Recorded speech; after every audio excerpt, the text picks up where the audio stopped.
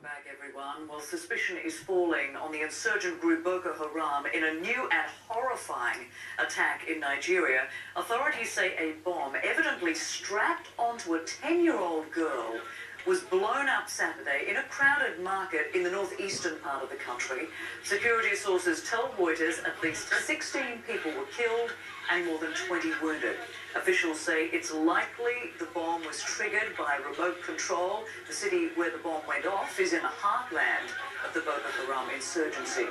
And the news comes as Boko Haram is being accused of a massacre on a horrific scale. Hundreds, perhaps thousands of people are reported to have been killed in the days-long attack.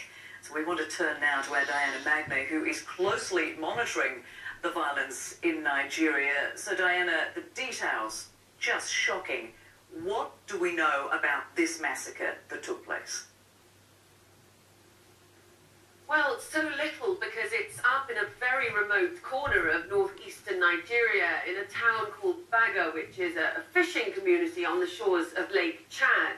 And we're hearing reports from eyewitnesses, from refugees who have fled, that it could be hundreds, it could also be as many as 2,000 people who were killed since last Saturday, when Boko Haram militants moved into Baga and started pillaging, slaughtering, setting fire to the houses, and they have done the same thing in surrounding villages. Apparently bodies are littered across the ground. It has been impossible for security forces to get there to actually engage in a true head count of the number of victims, but a local governor has said that he believes that as many as 2,000 people have been killed in this spate of obscene violence over the last week. Thousands of refugees have fled.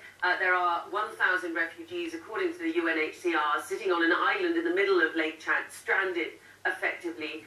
There are 7,000 refugees who have fled into western Chad, and 20,000 more who fled to the regional capital, Maiduguri, which is about 230 kilometers further southwest from Baga, where they are being looked after in refugee camps or centers for the displaced there. And that is the same town where on Saturday, yesterday, this 10-year-old girl blew herself up, or as vigilante groups who were doing the screening into the market say, they actually believe that someone remotely detonated this device that she had strapped to her waist. And we are hearing from local police that there were as many as 20 people killed in that attack and scores more injured. And let's not forget, Rosemary, that this is less than a month now until the presidential elections in Nigeria, and Boko Haram clearly sending a very clear message to Goodluck Jonathan, the president, that they intend to keep this campaign of violence going throughout this election period. Rosemary?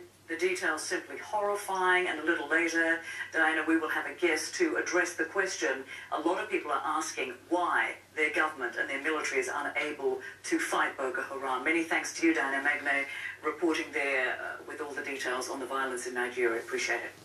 An Islamist rebel group in Nigeria has reportedly carried out a massacre. Reports say Boko Haram militants sacked and burned Baga and nearby towns in northern Nigeria, killing hundreds and, by some estimates, up to 2,000 residents. Well, for more on this, let's bring in Alex Vines. He is the head of the Africa program at British-based think tank Chatham House, and he joins me now from London. Thank you so much for speaking with us. So we are hearing these horrifying details of these attacks by Boko Haram, and on top of this, Nigerians are still waiting to hear word of the hundreds of boys and girls abducted by Boko Haram, and they ask, why is their government and military unable to fight this brutal Islamist group? What's the answer to that? Well, they're right to be asking the question. I'm asking the question too. Why is it that Boko Haram has been so successful in northeastern Nigeria, and why we're still waiting to hear about the fate of the Chibok girls, for example, and other boys also, and children, as you mentioned?